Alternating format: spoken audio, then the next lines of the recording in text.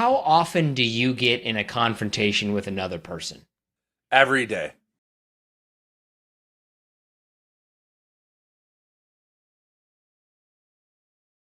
Every single day you're in a confrontation with another person?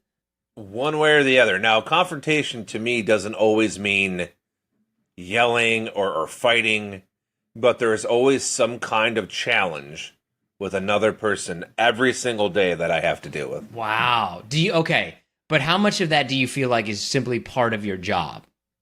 If you took the job out of it, how often would you be in a confrontation with another person?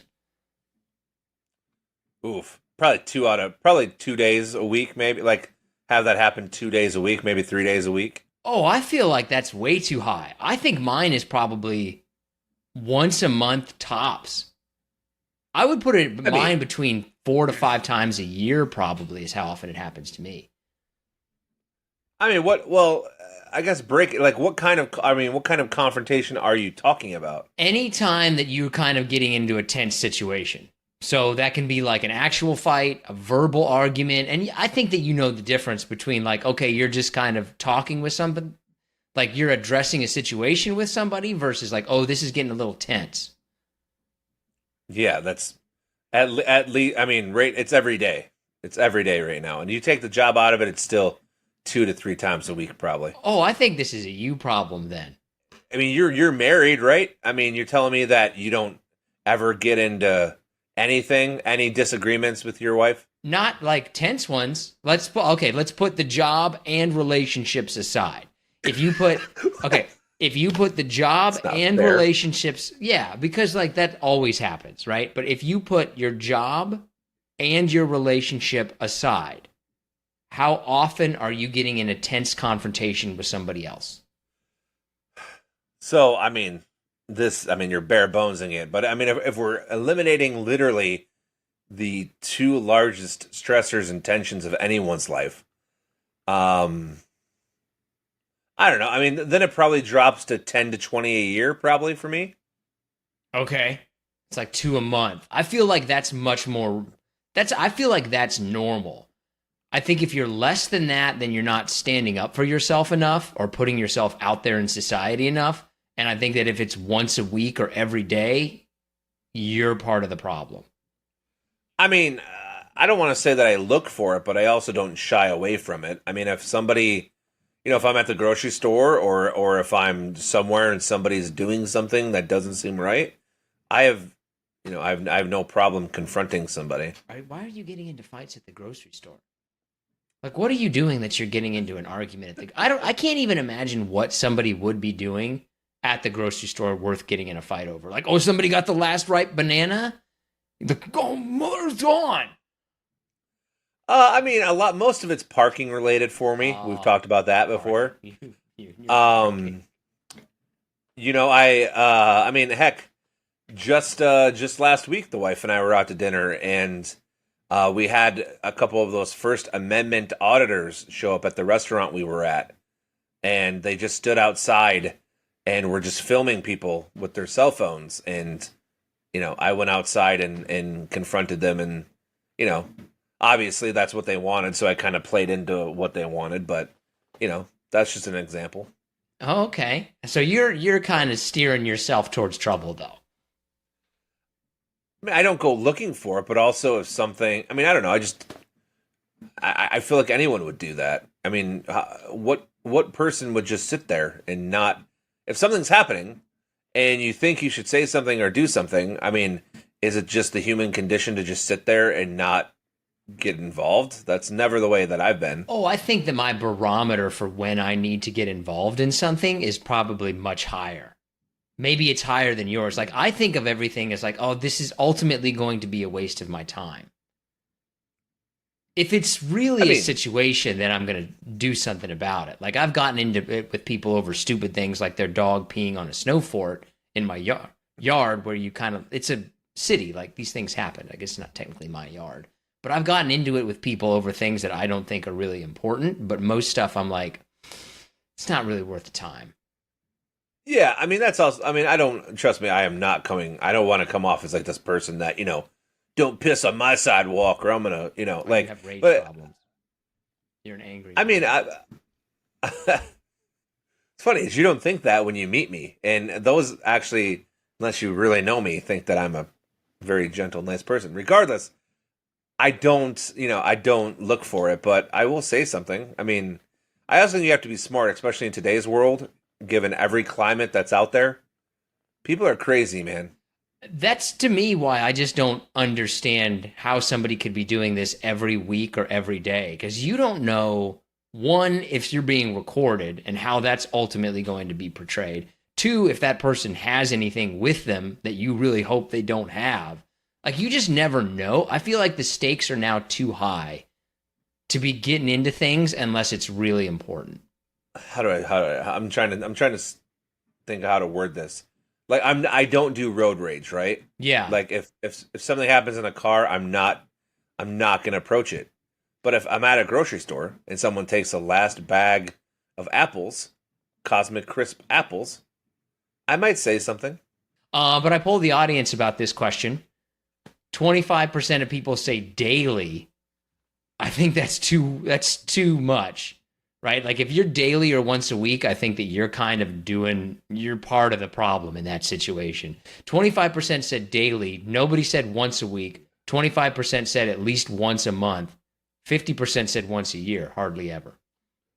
But I mean, did you specify in the poll question that I did, that it wasn't work related? Yes.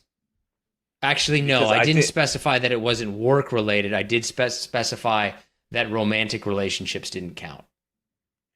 Because I honestly feel like everybody, for the most part, has some kind of confrontation at their job every single. I will say this though, I do think being remote has reduced that. But if you still have to go into the office and interact with people physically, it's going to be every day.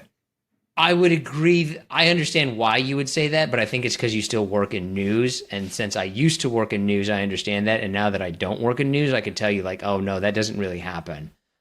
Like, if you're having a confrontation with somebody in more of a corporate setting, HR is probably going to get involved. All right. Well, let's see. Let's get some shout-outs. I got a good one to start off the shout-outs this time. Oh, first time? I'm going to be so confrontational this whole episode. The whole rest of the episode, I'm going to try to get under your skin. I mean, you can. I know. You do usually anyways without even trying.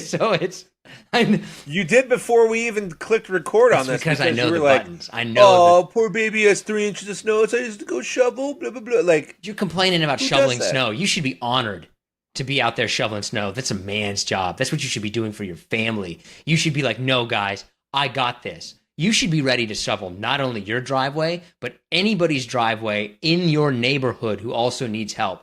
You should be out there doing what you're supposed to do.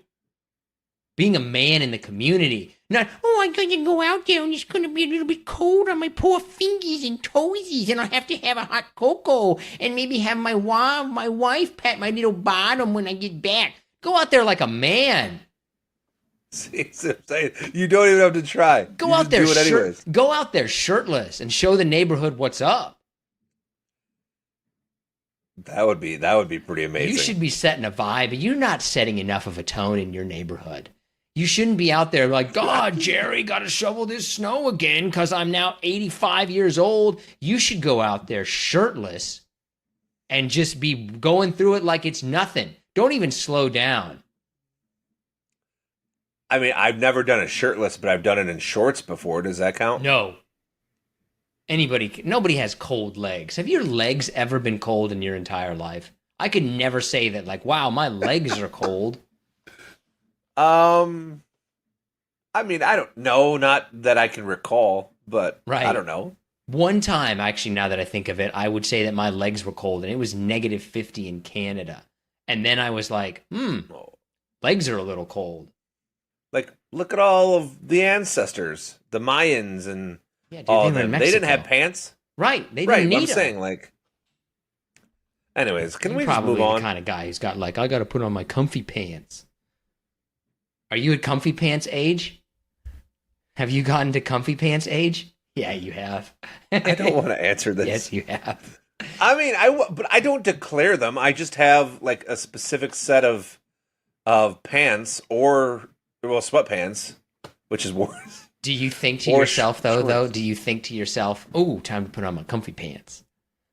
Yeah, like I'm excited to get done with you, go outside, and put on my comfy pants. Okay, why are you going to go outside and put on the pants? No, I'm going to go outside. I'm going to shovel. Oh, I see. What I need Okay, to do. let's use commas. Coming. That's all it takes. That's all it takes. Why do I even do this with you? I don't want to be angry on this. I'm just preparing you for all those confrontations you get in on a daily basis. Right? This is like a trial run. You can't handle this. You can't handle the real world. You can't handle the safety of the internet. What are you going to do out there in Detroit? Somebody comes after you. I've already dealt with you in person many times. Yeah. Though I do miss a lot of things about our confrontations. So okay. All right. Well, let's just move on. All right. So we're gonna start off with Waylon Cohen. Oh, okay. All right. I don't mind a Waylon.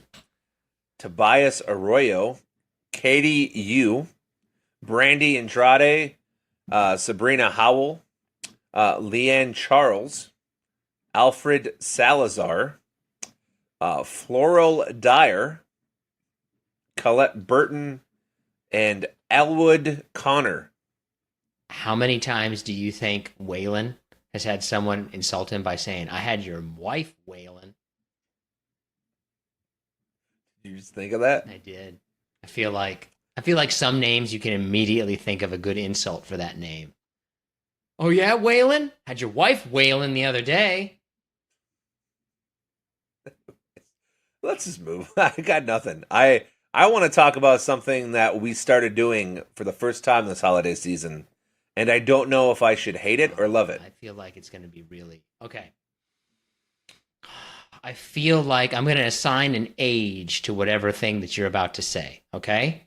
I feel like it's probably going to be a 45-year-old plus thing. Like it's going to be an old person thing, but we'll see. Okay, let's hear it. It is not. No, it's a children's thing. Oh, okay. All right. Wow, that's going to be fun. An Elf on the Shelf. Why? Because, dude, like you're just becoming suburbia. You have a minivan.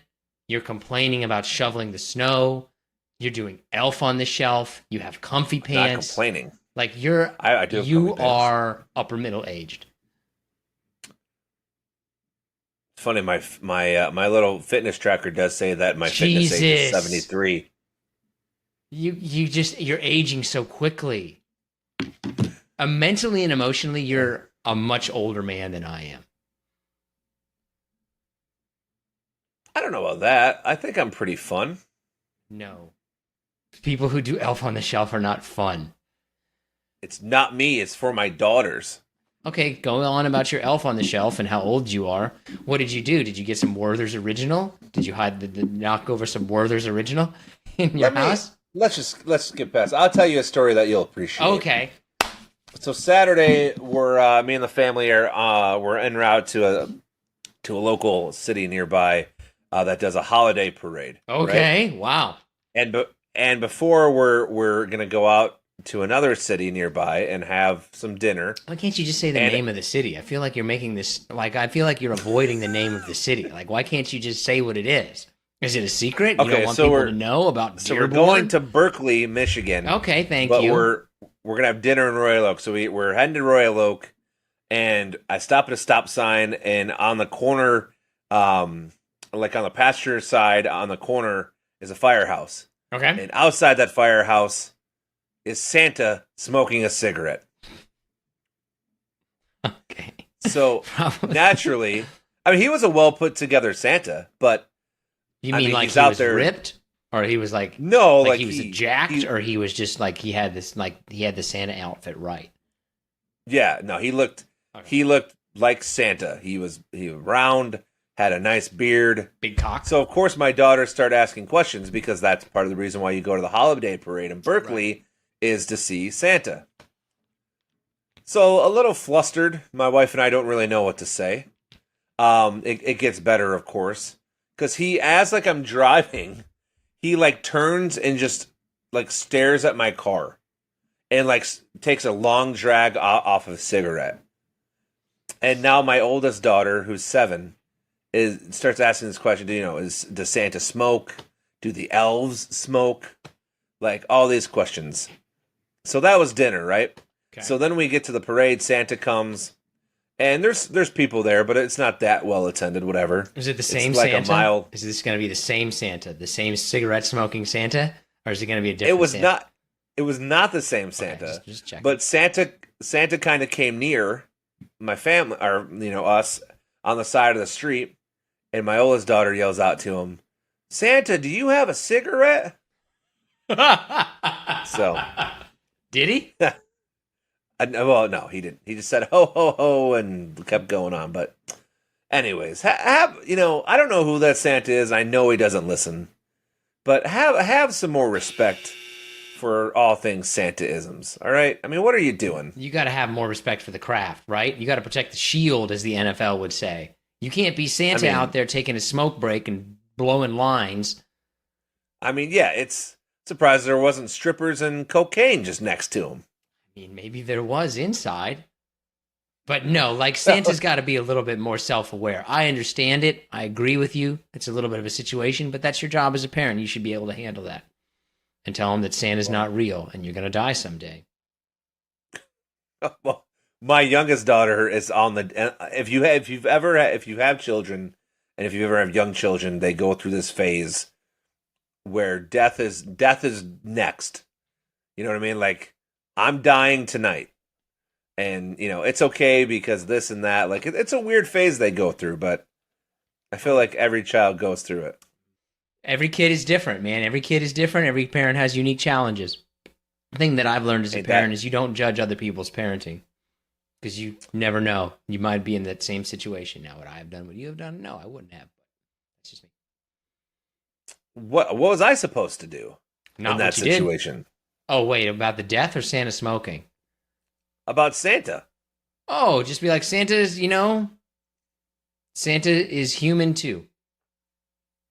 And sometimes the important thing is to learn from your mistakes. And like Santa has some bad habits as well that he needs to work on. Because nobody's perfect. Nobody's perfect. And Santa, he's got things he needs to work on too. That's what I would say. It was kind of great seeing my wife stumble over herself trying to come up with something on the fly. There's really no way to explain that Santa's smoking. Like, there's really no way.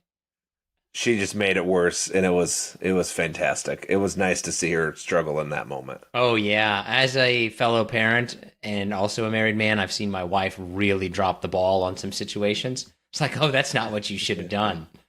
Like, I just panicked. Okay, this isn't the dad podcast. I know that you want to turn this into a bunch of 80-year-olds complaining about their hips. All right, fine. What about this one? Okay. And this is crime-related, just something that happened. Okay, all right. Something that just happened to come across my desk not too long ago, and I thought it'd be funny / not funny to share. But 2 weeks ago, there was a box out on a porch in a nearby city here. I will not give the name of the city. Okay. Somebody, Porch Pirate or whatever they call themselves, took the package. Well, little did they know that it wasn't an Amazon package. It was one of those boxes where you poop in it. Poop bandits. Imagine that when they got back to their car or wherever they, and they open it up and there's just steamy piles of shit in there. Good. Like, that makes me happy when people steal something and then karma comes to bite them in the butt.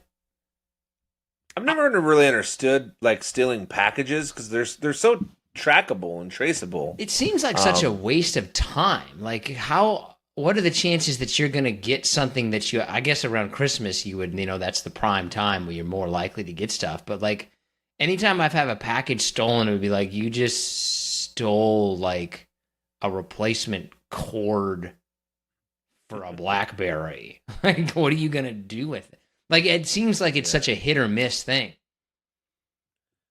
Yeah, what were you doing? It looked like you were doing something over there. I was looking, I thought you were talking about a different crime story that I happened to come across, which was a driver claims that he teleported into a stolen car after he crashed it. And he told the police, "Is like, no, I was teleported there." Yeah, that's. I thought this one was interesting. Ryan Wedding apparently is on the top 10 most wanted fugitives list in America for leading a drug trafficking ring. Yeah. But what makes him interesting is he was a former Olympic snowboarder turned drug trafficking kingpin. Oh, well, you got to diversify, I guess. It's hard to make a career out of snowboarding. You got to take your opportunities. What kind of drugs was he selling? Let me see. I mean, he's as a snowboarder, I can be like, it's not exactly like. Well, he's still out there. He's still on the run. There's a $15 million reward for info on him, which is insane. It's a lot. He must be doing something. But no, it looks like he started off in pot. Oh yeah, that'll do it. And then, and then in 2010, I'm just going off of Wikipedia here. He joined up with Iranian and Russian cocaine smugglers. Yeah, you can't move past. Like, once you move international, you're doing something you shouldn't be doing. Yeah, just, anyways, he's he's Canadian, by the way, but apparently he's a high-ranking member of the Sinaloa cartel out of Mexico. Man, well, if I was him, I would hide out in the mountains so I could just jump into my snowboard and get away. Yeah, just man, you never know, I guess, where life's gonna take you. Especially never know where life is gonna lead you. When that's me down to my basement, just in my basement. You never know what's gonna happen, man. You never know what's happening. You got anything else, or you want to go to our top 5? Wally Popper Doopy Doo. Oh, you know what? I want to do one more quick rant. I wasn't gonna say this. Go on your rant. Let's hear it. It adds to you calling me an old man, so F it, right? Okay, you are an old man. How do you feel about schools closing school before any rain or snow has fallen? I think it's probably a smart decision. Like, why would you want people to get into a wreck potentially because they're trying to drive through hazardous conditions, right? Like, if you know that something's going to be a problem, why not avoid it? I don't get a snow day. I still have to drive across town to work. Oh, okay. But, like, why endanger children when you don't need to? That's not really the point. The point is... Yeah, when you say it like that, it suddenly becomes a really just, like, not a good thing to complain about. Like, shouldn't we endanger these children first before we decide? Shouldn't we find out that something is really difficult? The point is, what have we become as a species where we are canceling school before we even have evidentiary proof of anything that's going to happen? Smarter is what I would say. I mean, we are able to predict and forecast the weather. We're able to study patterns and know that if it drops 5 inches of snow and it's 20 degrees below zero, maybe this isn't the best situation to be transporting kids to school when they could just stay home. So I think that this implies that we've become smarter and better educated and are using our resources in a more efficient manner. It's fine. You got nothing. No, it's lame. I mean, I don't know why I even tried to say this to somebody who doesn't have any weather patterns or effects in Seattle. No, yes, it does. And they cancel school ahead of time. And every time they cancel school ahead of time, I'm like, oh, that's planning ahead. That's good. I don't have to try to get halfway there before I realized it's impossible. What canceled school in Seattle? Okay, this is to me what I think would sum up the way that you're thinking, right? If you're in line for something and somebody takes a hammer and the line turns, let me start this over. If you see somebody hit their hand with a hammer and then scream in pain, do you then need to hit your hand with the same hammer to know that that was a bad idea?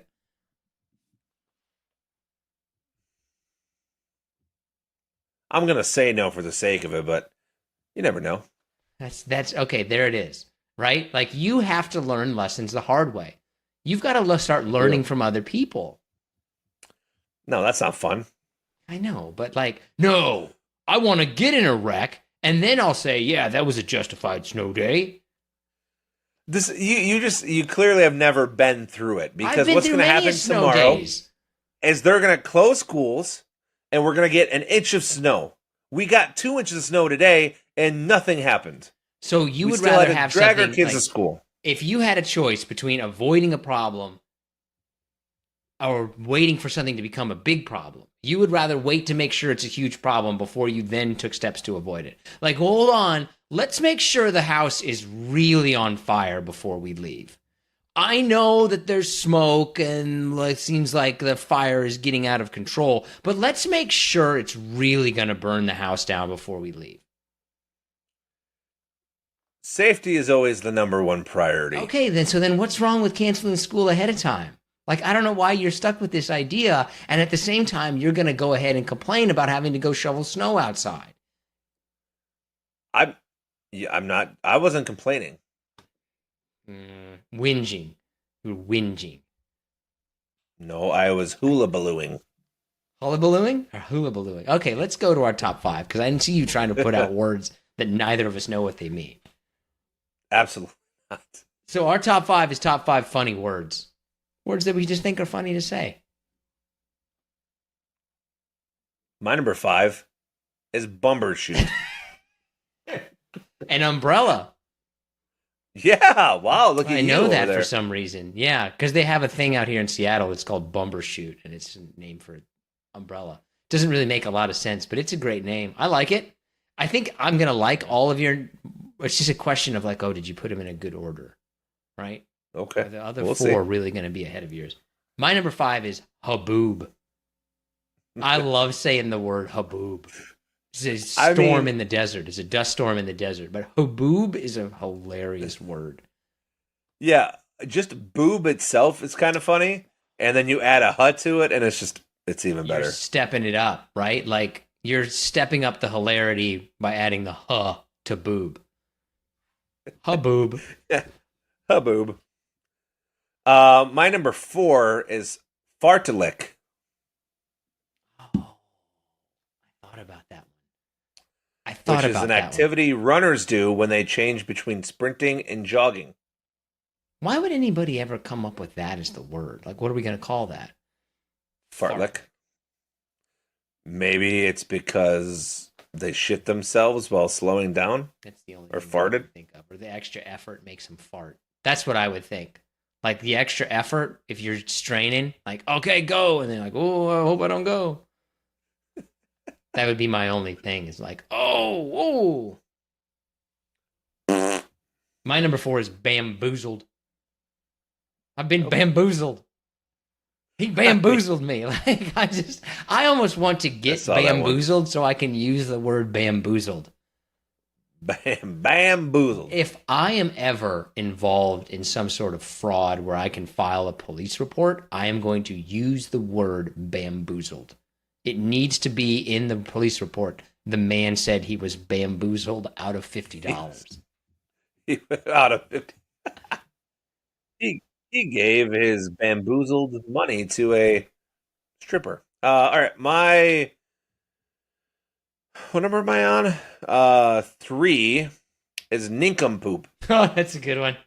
Yeah. That's just so good. Nincompoop. Nincompoop. What a nincompoop, right?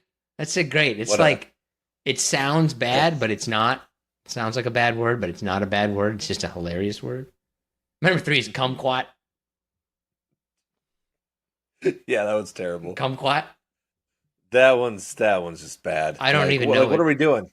I don't even know what it is though. Like I know it's some sort of fruit, but like I could not point out a kumquat in any sort of vegetable aisle or fruit aisle. Like if you were like, which one of these is the kumquat?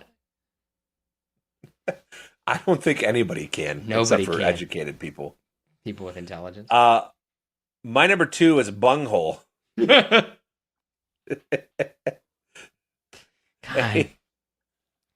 You just bunghole. There's an actual like definition for bunghole, which is a hole for emptying a cask or slang for your anus. There's a real bunghole? Yeah, apparently there's a real bunghole. Gosh. Okay. I mean, all these words, I guess, were at one point used to describe something. There's a lot. I've noticed this. There's a lot of B's and H's a lot of funny words start with B or H. There's something about that vowel consonant pattern that creates Haboob. hilarity. Yeah, haboob, bamboozled, skedaddle. Skedaddle. Yeah, I like That one's okay. That's my number 2, man. I like skedaddle. That one's okay. I don't know, just all right to me. Okay, all right. What's your number? Are we on number 1? We are. All right, hit it. My number 1 is fleshmonger. My number 1 is bozo. Simple. Bozo. So a fleshmonger, by the way, is a butcher or somebody who controls sex workers. I did not know that. So yeah, that What do you have in your honorable mention? thingamajig. Yeah. Okay. Thingumbob. It's kind of the same thing. You're just like using different variations of the same word. Bestcumber. What is that? Bestcumber, to spray excrement on something. I could have gone without the definition. Titter. Yeah. And I don't. That's probably it. I have lollygag. Hullabaloo. Hullabaloo is a great one. Bubkiss. Squeegee. Squeegee's Okay, a solid one. And then my personal favorite recently, because I have 2 young boys, 6 and 9, is grab ass. I probably tell my sons to stop playing grab ass 3 or 4 times a day just because I like to say the word grab ass. Quit playing grab ass. Do you say it in like an old man voice? Yeah. Oh, yeah. Yeah. Because you're actually old. You're older than I am. I am older than you are physically, but I am not older than you are spiritually. You are 75. No way. 77? Because the number can only go I'm- up. It's not coming down. I'm young at heart. No. In I heart? mean, yeah, but not in your like, you're young at heart, but mentally old. You may be young, but you are an 80-year-old man. Oh, can you believe this weather? Oh my God, it's gonna be 3 inches of snow, and I gotta go outside and shovel the snow, and the kids today, and I forgot what my bills are. If I could end this, I would have ended it by I put now. on my glasses. Oh, you're bringing out the extra eyes, huh? If I could have ended this shit, I would have done it by now. I do love a good 4 eyes joke. It makes me laugh. Okay, I'll